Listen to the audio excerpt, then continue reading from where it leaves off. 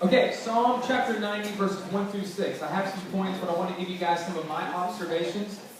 Things that I want you guys to be considering as you are becoming young adults. Many of you already are.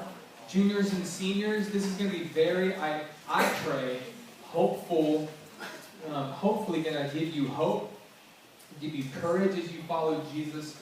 For you underclassmen, to prepare you for whichever stage of life that you're in. I love this passage of Scripture because it gives us a very beautiful picture of who God is. And so, for the next few weeks, I want us to start thinking futuristic. I want us to start thinking of who God is when it comes to the future. And based off of God's character, how that helps us as followers of Jesus go about the future. Maybe you're here, and you're a lot like me, and the future doesn't give you anxiety. You don't really worry about the future. I am someone, really, I really only worry about why I don't worry.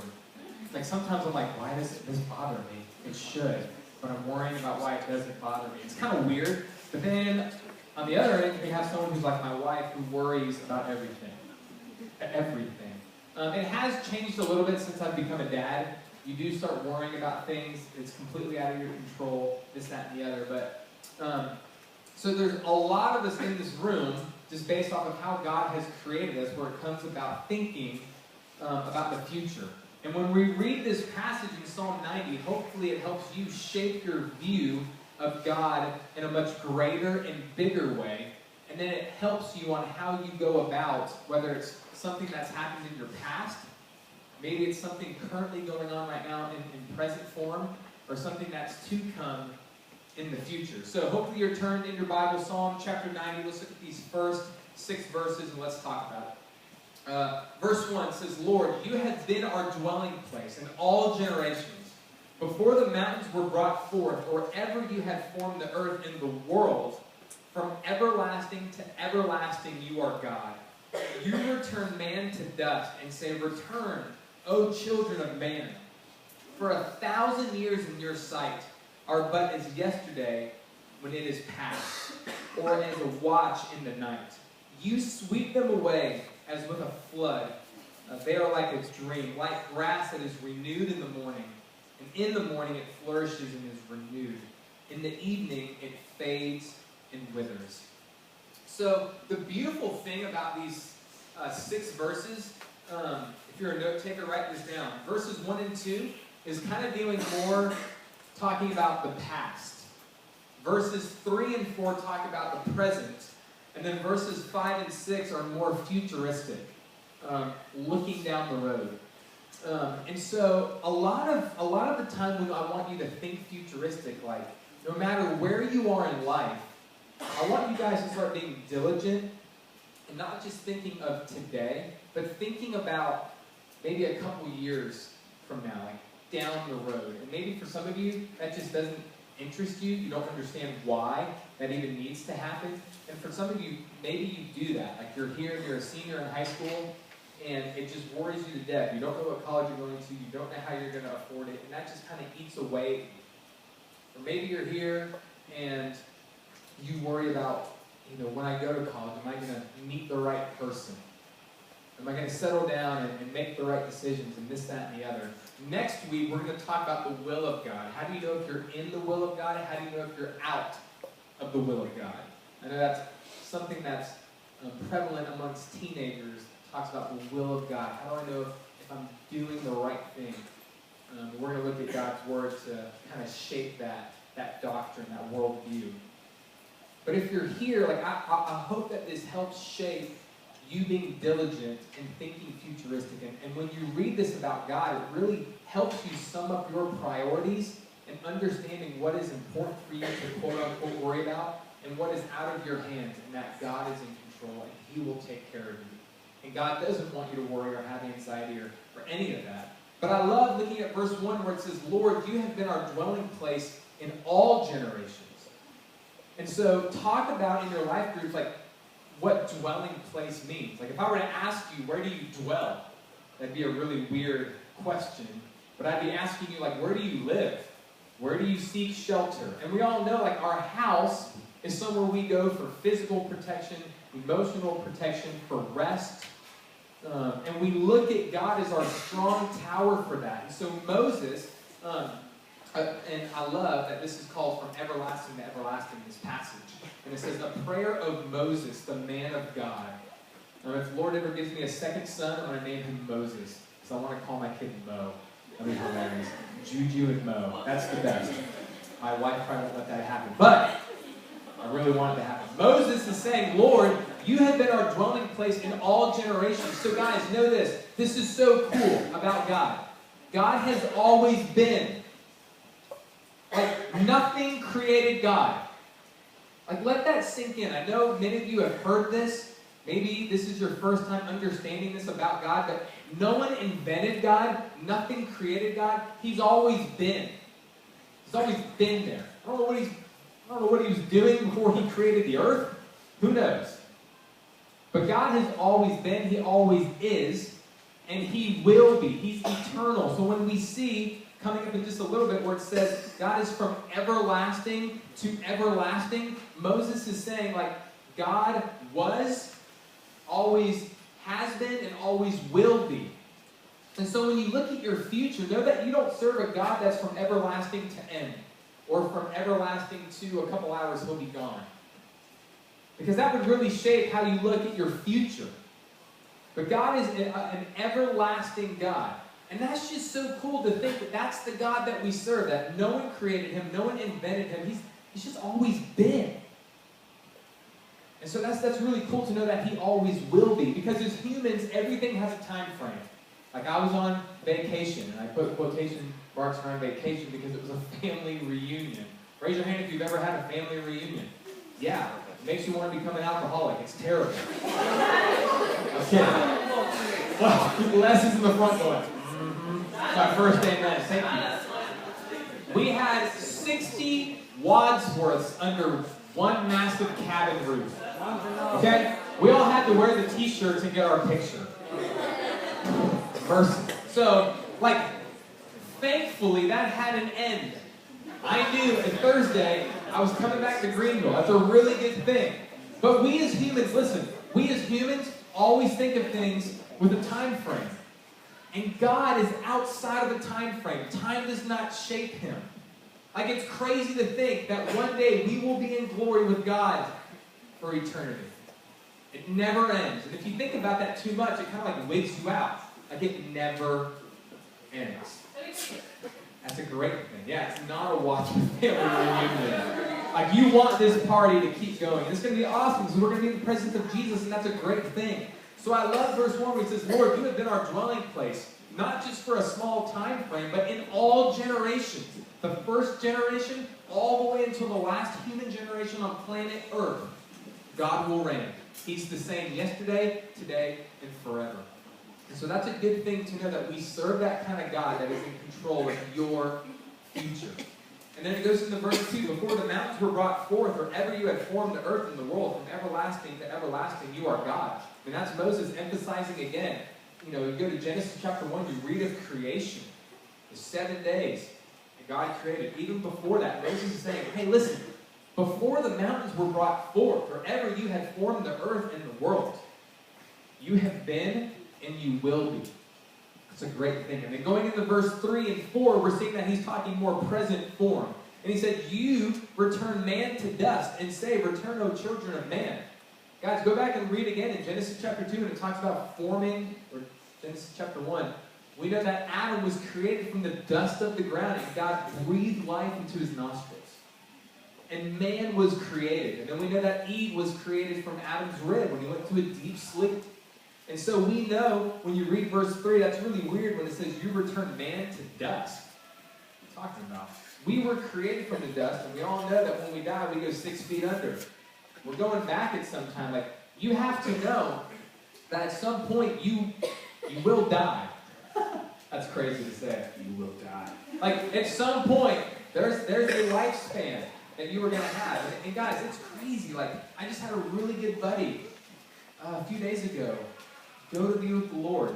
Made some terrible life choices. His name is Grant Harding. I don't know if you guys know the Harding family. Grant and I played music together when we were kids. And it was so sad to pull up his obituary online. And the first thing you see is the date they were born and the date they died. And thankfully, we serve a God where you don't see date born, date whatever. And so, sometimes it helps as you're looking at your future to not worry, have anxiety, and know that God holds your future. And when you know that you are just a small breath of this life, it brings things into perspective about maybe the things you're worrying about really don't matter. We have a ministry here for our senior citizens. It's called Encore. Alan named it Encore, and I love to make fun of the name because we're basically saying, hey, the show's over, but you got one more in you. Come on, we know you got at least one more in you. So it's called Encore. I'll edit that in the video. So it's called Encore, and I love hanging out with our senior citizens because I love to ask them, like, hey, if you could go back to being 30 with like a almost 2-year-old, what would you tell yourself? And I love listening to the wisdom. And they always say this. They say life is so short. Worry about the things that matter. Like I got caught up in stuff that just didn't matter. Life is so short. And they said enjoy it. Because it feels like yesterday I was 30. I'm like, gosh, it's coming quickly, isn't it? Like it kind of freaks me out. But guys, it feels like yesterday I was sitting in youth group. Like time goes so quickly. We see Moses is talking about that because going into verse 3, he says, you return man to dust and say, return, O children of man. For 1,000 years in your sight are but as yesterday when it's past, or as a watch in the night. And that's Moses saying God is outside of the spectrum of time. He's not confined by it. He's not conformed by it. It doesn't shape him. And so that's good for us to know who God is and who we are. And then going into verse 5, it says, you sweep them away as with a flood. They are like a dream, like grass that is renewed in the morning. And I love my yard because it's 100% weeds. And everyone else in my neighborhood, it's not, Bartel, you cut my grass. How much of it's weeds?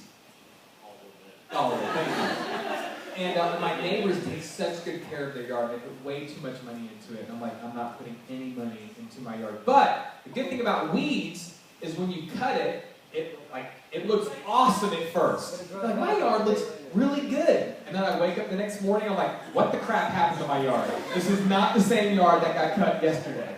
Like, just like that, it's back. And so I love reading verse 5 because it makes me think of that analogy, just how quick things change. One thing's in, generation out, this new generation, this wave is coming in. And so it says, you sweep them away as with a flood. They're like a dream, like grass that is renewed in the morning. And in the morning it flourishes and is renewed. In the evening it fades and withers. And guys, that's us. We fade and wither. The brevity of life is something I hope you guys really try to understand as young people. Make it count. What counts is making the name of Jesus known, trusting him for your future, knowing that he has your best interest in mind.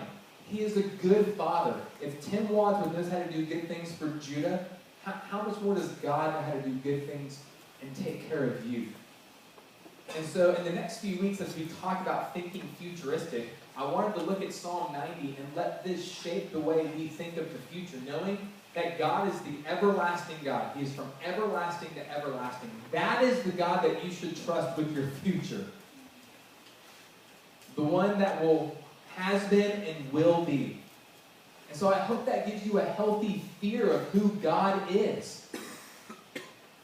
That's an amazing thing to know. That's the God we serve. So I'm going to give you these quick points, write them down, talk about them in life group. So going back to verses 1 and 2, my main point that I take away from that is God's control over the past is evident in creation and human history.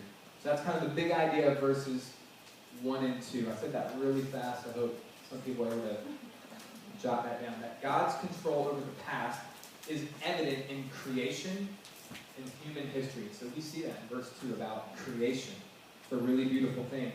Verses 3 and 4, when it's talking about the present, God's control of the present is revealed through my life. I love that God's control, and believe me, he's 100% sovereign, totally in control. God's control of the present is revealed through my life. And then verses 5 and 6, looking at the future, is God's control of the future is assured because of his eternal nature. Because of God's eternal nature. So some of you are here and you have heard this until you're blue in the face. But maybe you're here and you seem to be reminded that that's the God you serve when it comes to your future. And I want to encourage you, don't worry, do not have anxiety about things that you cannot control. That's silly. But rather, worry about the things that you do have control over.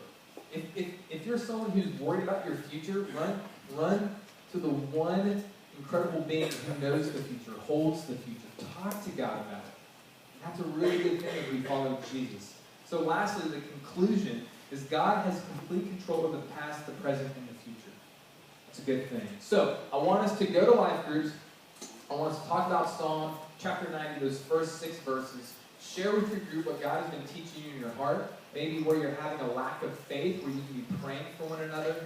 And I think I ended on time. It's a rarity, Kurt. I'll take it. Yeah. Hey, let me pray for us, and then we'll be dismissed. If you're a first-time guest and you need me to send you in the right direction to your life group, please come and talk to me. And is Zach here? Zach, come here, real quick. Come here, Zach. Come on. No? Oh, is he shy? I don't want to do that to him. Sorry. Everyone, that's Zach over there. He came all the way from China. Just for tonight. Just kidding. No. Zach and Katie were getting married. Yeah. I was communicating with Zach in Chinese in a text message today. No, through emojis. If you go in your emojis, there's a bunch of Chinese symbols on the thing here. Apparently I offended him. Did you say I said something offensive? Not really. Oh, okay, good. Hey, Zach, we're really glad you're with us. Thanks, man. Hey, guys, pray with me. God, thank you so much that we just had a few minutes to look at your word. God, I thank you so much that you are the God who's everlasting to everlasting. God, I thank you that nothing's created you. God, there's no one beside you. There's nothing above you. God, you are set apart. You are a holy God. And so, Lord, I thank you that that is who you are, and that is who we get to serve. So, Lord, as we go to life groups and we look at the topic of thinking futuristic, ultimately you being the one who holds the future, God, I just thank you so much that you are in control of our lives.